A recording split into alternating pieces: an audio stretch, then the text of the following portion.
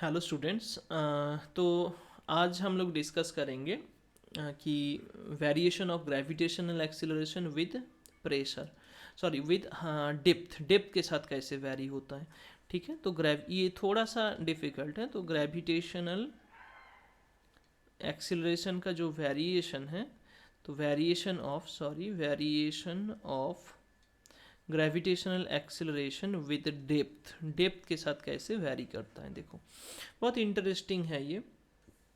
तो हम मान लेते हैं ये हमारा अर्थ है, और अर्थ से कुछ डेप्थ पे, कितना डेप्थ पे, डी डेप्थ पे हम लोगों को क्या चाहिए, ग्रेविटेशनल एक्सेलरेशन की वैल्यू चाहिए।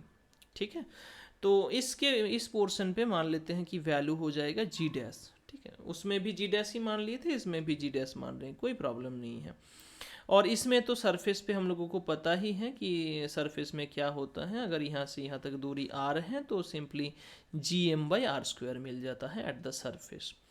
ठीक है, और अगर हम इस पॉइंट पे जो जी डैश है उसका वैल्यू हम निकालना चाहते हैं, तो बाहर वाला जो मास है उसका इन्फ्लुएंस अंदर नहीं आएगा।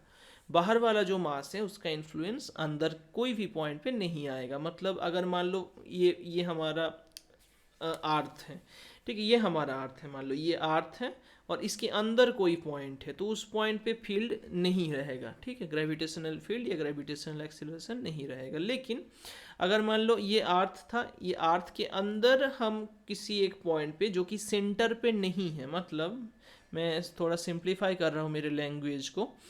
जैसे अगर मान लो यहाँ पे एक पॉइंट है, ठीक है, तो जहाँ जितना दूरी पे पॉइंट है, मान लो ये सेंटर से कुछ स्मॉलर दूरी पे पॉइंट है, तो उस पॉइंट को लेके अगर हम एक सर्कल फॉर्म करेंगे, ठीक है, इसके बाहर जितना भी मासेस है वो मास इस पॉइंट के ऊपर कोई असर नहीं डाल सकता। ठीक है, तो उसके वजह से कुछ नहीं होगा। इसके अंदर जो मास है उसके वजह से उस पॉइंट पे फील्ड या एक्सीलरेशन जो भी है वो शो होगा। ठीक है, तो सेम तरीके से इसके अंदर कितना मास है वो हम लोग देखेंगे। ठीक है, कि उसके अंदर कितना मास है वो हम लोगों को मतलब कैसे मिलेगा, जैसे कि उसके अंदर मास कितना है ना, वही चीज़ है। तो g dash is equals to हम लोग लिखेंगे GM' बाई कितना दूरी है, दूरी कितना है, तो सिंपली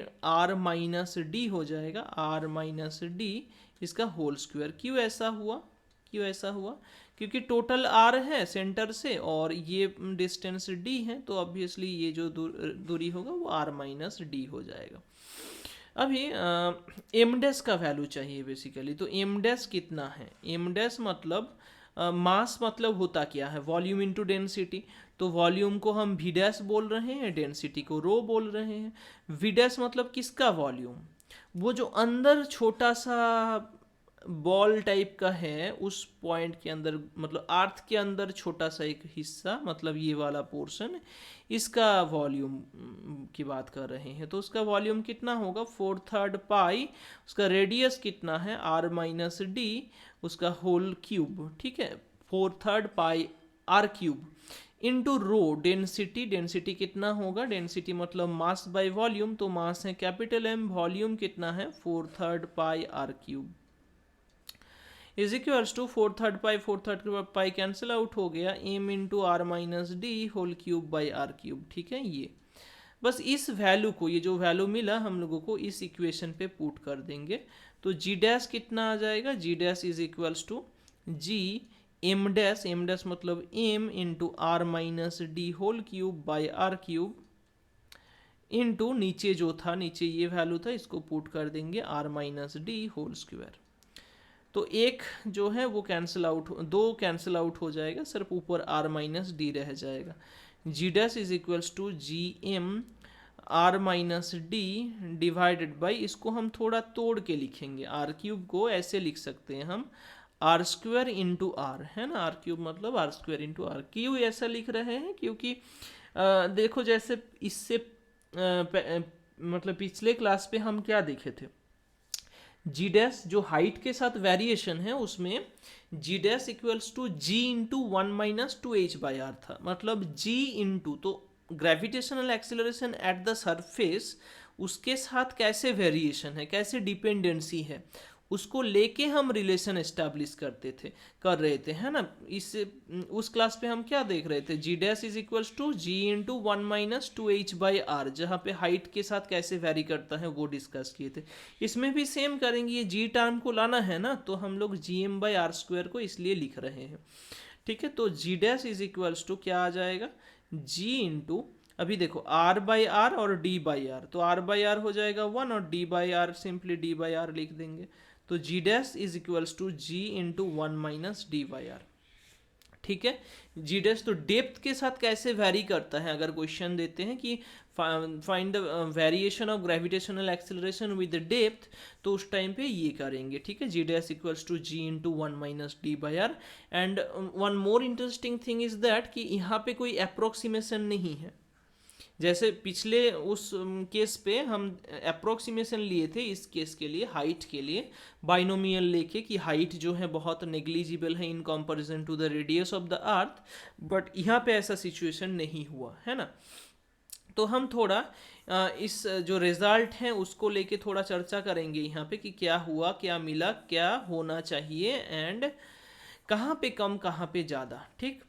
देखो अगर हम हाइट के साथ वेरिएशन देखें, हाइट के साथ, और अगर हम डेप्थ के साथ देखें, दोनों को एक साथ साइड बाय साइड लेके अगर कंपेयर करें, तो हाइट के साथ जो वेरिएशन है वो g इंटू 1 - 2h/r है, जहाँ पे h लेस r एक कंडीशन मेंशन्ड है।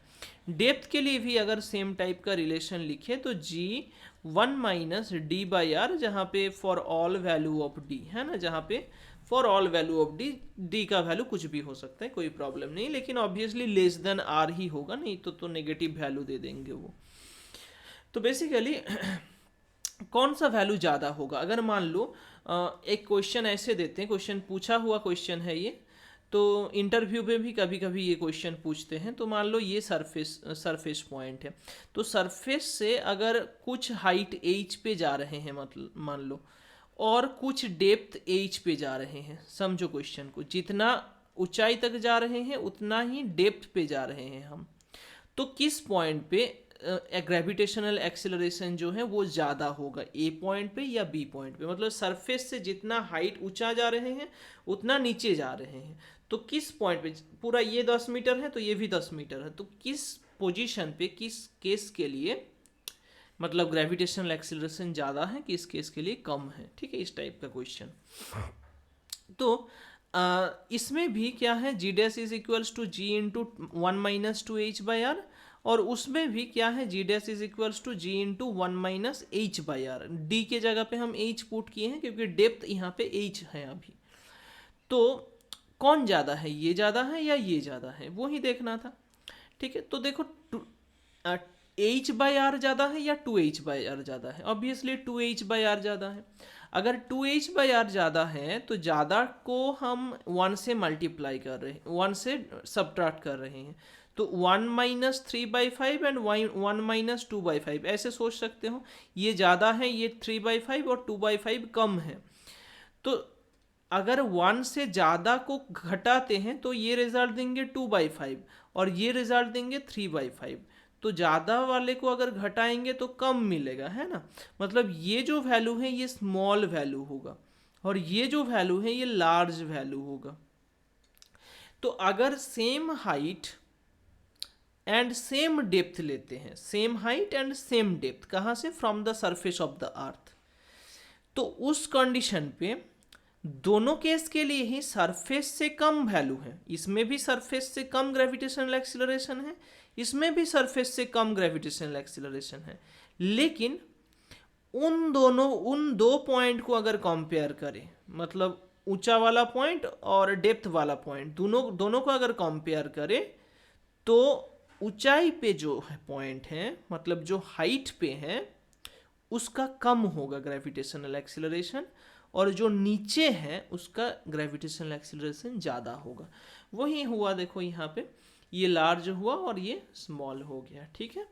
तो इस टाइप का मतलब कंपैरिजन भी पूछ सकते हैं कि what is the means ratio, their ratio is simply, अगर ये हाइट पे है ये डेप्थ पे है तो g h by g d is equals to क्या हो जाएगा, R minus two h by R minus h, ठीक है। ये अगर दोनों का रेशियो बोलते हैं, लेकिन फिर भी वो चीज़ को समझना होगा कि यहाँ पे एच लेस लेस आर होना ही चाहिए। ये कंडीशन अगर मेंशन नहीं है तो मेंशन नहीं है, या फिर अगर वैल्यू भी नहीं दिया गया है तो उस सिचुएशन पे हम लोगों को इसको ना लेके यूज़ करना है किसको, g dash equals to g M by R plus H whole square को इसमें यूज़ करना है इस जगह पे, ठीक है, हाइट के लिए।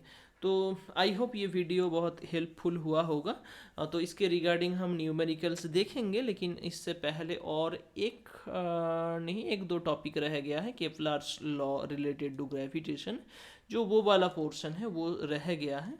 तो उसको उसको करके हम न्यूमेरिकल्स को लेंगे, ठीक है, ग्रेविटेशन चैप्टर का।